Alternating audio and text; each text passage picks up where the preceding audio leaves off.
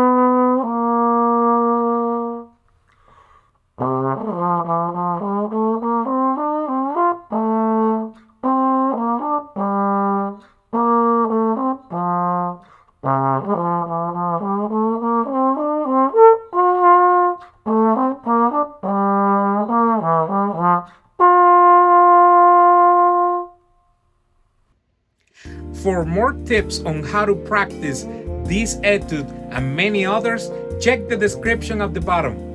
Have a good practice!